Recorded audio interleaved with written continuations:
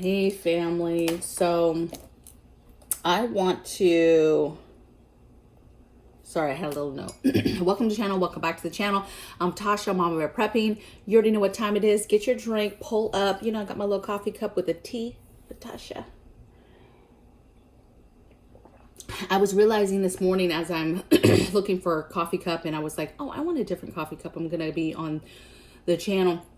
And your girl realized I really only have like 4 or 5 different coffee cups that are my go-tos, okay? So let's get into it. First of all, happy Veterans Day. That's what we're doing today, past and present. Thank you so much. Whoop.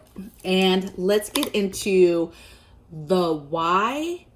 I'm gonna go into the why, the what to do, right? Your execution, and then some tips. And everything I talk about today is going to be about winter. Winter's coming, right? A very hard winter for our country, I feel like is right around the corner. And there's so many different reasons why, so we're going to talk about the whys, and then we're going to talk about what you could do, some ideas, basically different things that me and my family are doing to prepare, okay?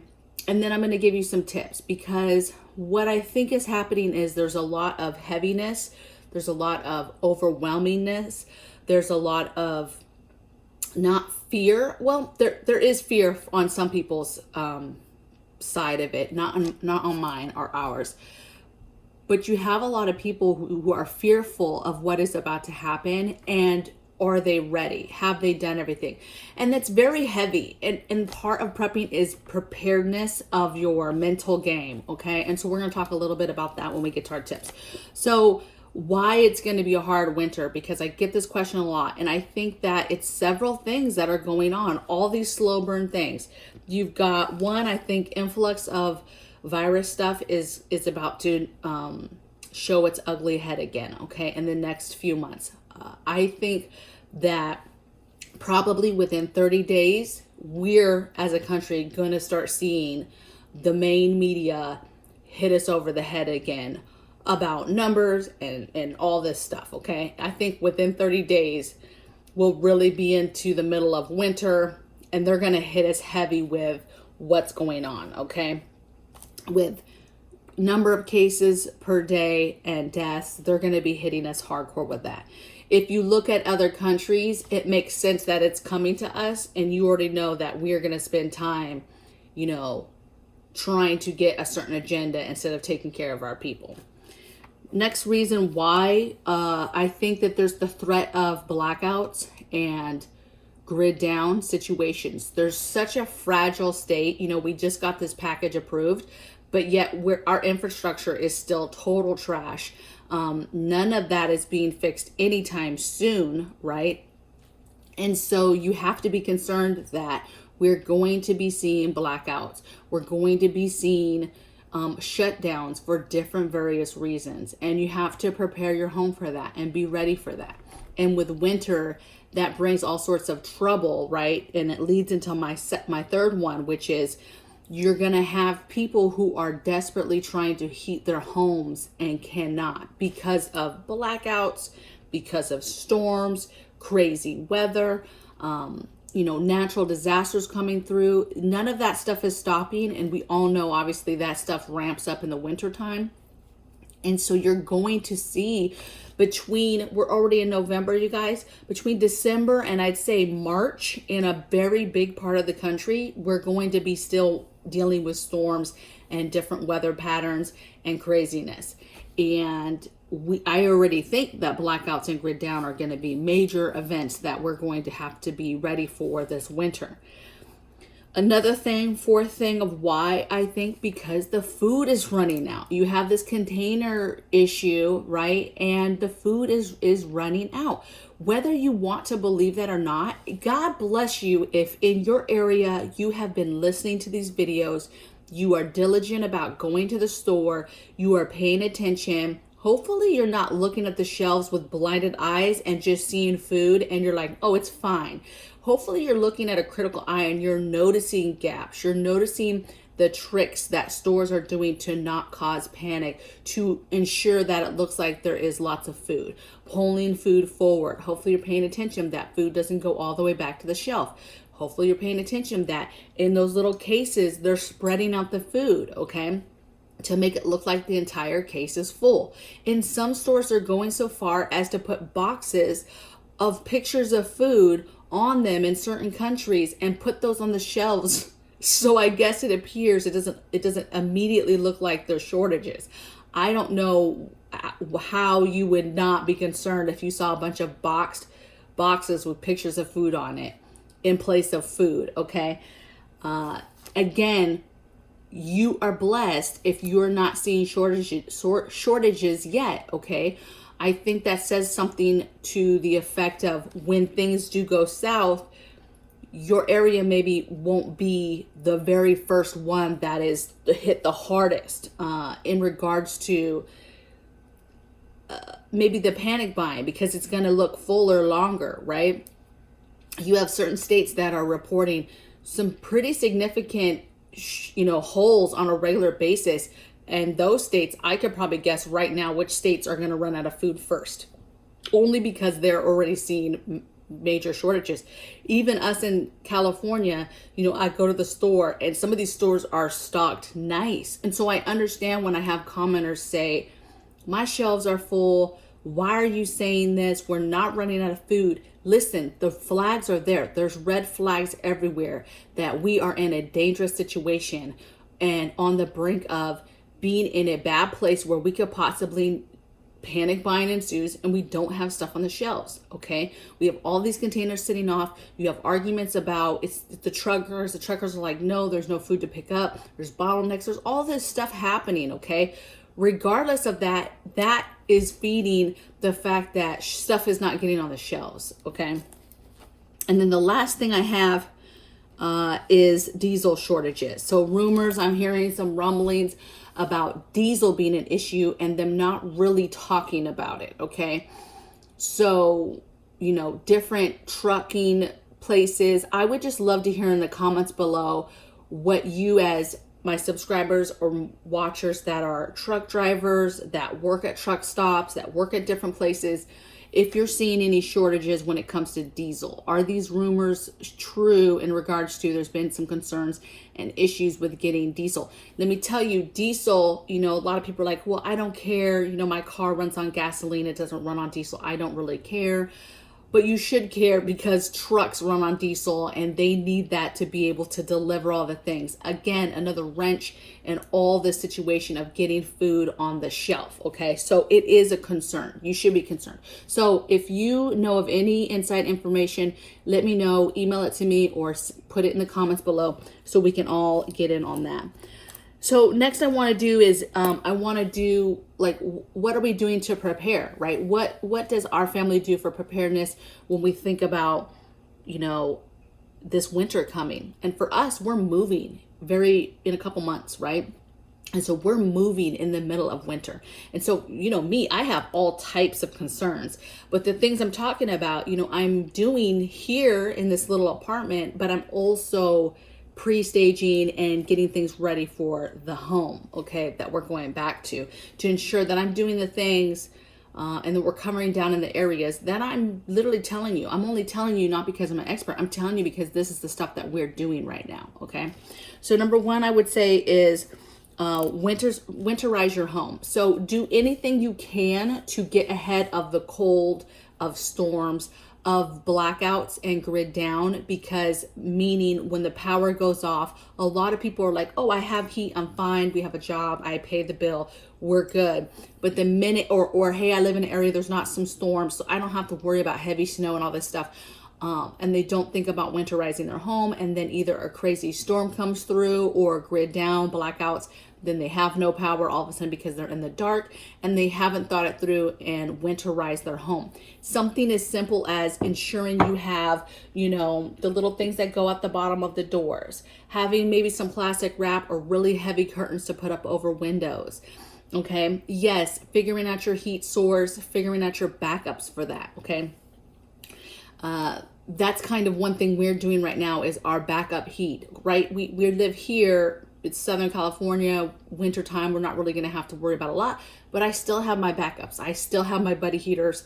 I still have those in case something happens. We get hit with some kind of crazy storm. It gets super, super cold here for some reason, right? Stranger things have happened.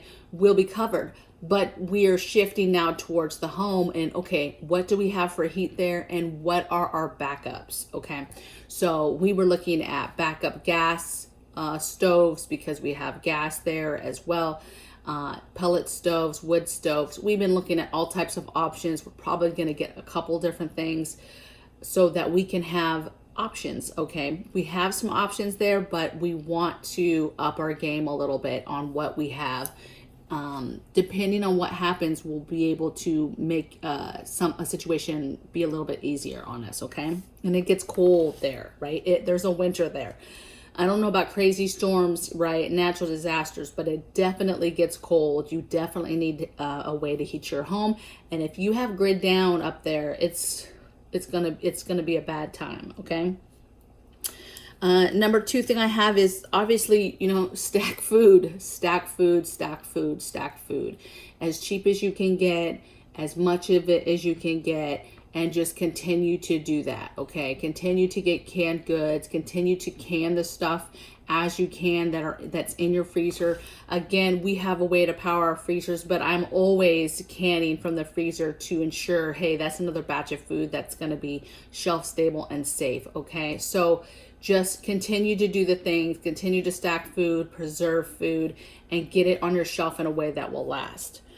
The next thing I have is stack your pandemic supplies. So the last two videos, I hit heavy on pandemic, why I think you should be, topping off your pandemic preps. Then the second video, which was yesterday, was a list of 50 items of things that I think about when I think about pandemic preps and things that you should have in your house, just to give you some ideas. And so I think it's important that this stuff is gonna, reel its ugly head again. And so you want to be ahead of that panic that's gonna happen, or that anger that's gonna happen, or whatever, but you want to be ahead of that. Okay. Regardless if people are angry or whatever, there could still be a run, especially with shortages already being in a fragile state. There's already going to be people that they might be angry about any kind of lockdowns or here we go again, but they're going to run and get that stuff because now you have twofold. You have two things that are happening. All right. Number 4 I have is identify your backups for fuel, for diesel, for gasoline. What do you need? Do you need gas cans? Do you need to have other backup fuels for your grid down situation, right? No power, that type of thing. What are your extra fuels? How much diesel can you, keep? How much gas can you keep? Can you keep none? Okay, what are your backups when you run out of gas and can't get to work anymore with your vehicle, right? Be thinking about grid down, be thinking about diesel, gas. Big concern for me is us moving here in a couple months. And if we're in the middle of gas prices, which they're already rising, but baby, I don't care. I will pay $15 a gallon to travel from California to Washington. I really do not care. But my concern is that there won't be any fuel to be able to make the travel, to make the trip. And so those are the things that keep me up at night, is how bad does this winter get? And is it going to put any kind of constraints on my family in regards to our movement, from California to Washington, right? Getting to where we need to get to. And then the last thing I have is building that complete grid down kit. First of all, there's several areas that you would think about, and then building each of those grid down areas up, right? Like meds, communications, your alternate cooking, alternate heating, alternate cooling, your toilet system, sanitation, your laundry setup, your shower setup. Like all of those are different areas, you guys, that you need to be concentrating on one by one, seeing what you need, what you want to get, making your supplies list, and then getting those things so that when there's no power, it's just another day. It's easy peasy. There's no panic. It's very common in our household when the power goes out. The only thing that we literally chuckle and say is this it? But there's no panic. There's no jumping up and grabbing supplies. It's very calm because one, it happens more times than not here. and then it comes back after a little bit of time. But even if it didn't come back, we're so used to doing those dry runs that it's kind of like, you know, we're ready. Okay. Now, some tips. I want to get into a little bit of, you know, I don't know what my next few videos are going to be right now. I have a ton of stuff on the schedule of ideas, all tons of stuff, all types of stuff. But I think I'm going to concentrate more on some just very not so harsh, in your face, the sky is falling type videos, right? There's some important stuff like making sure that you're physically ready, that you're healthy, that you have the things in your home to ensure you continue your solid health plan, right? What's important is ensuring that you have a solid physical workout plan, right? That you're getting out and doing physical things, you know. Mentally, what are you doing to, one, the day you're locked up in your house and you can't leave? And then two, what are you doing for your mental game now? Like, don't lose sight of your family, of doing things with your family. You know, get in the car, go to the park and have a picnic, you know, take some sandwiches and go to the park, go to the movies, right? Go to the kids' room and just play with them for a little bit. The thing is don't lose sight of your family and the things that are important while you're getting, you know, prepped, right? Prepping and getting prepared is very important, but don't lose sight of the things that truly, truly matter. And because also that helps you as the person that's preparing stay level-headed and calm.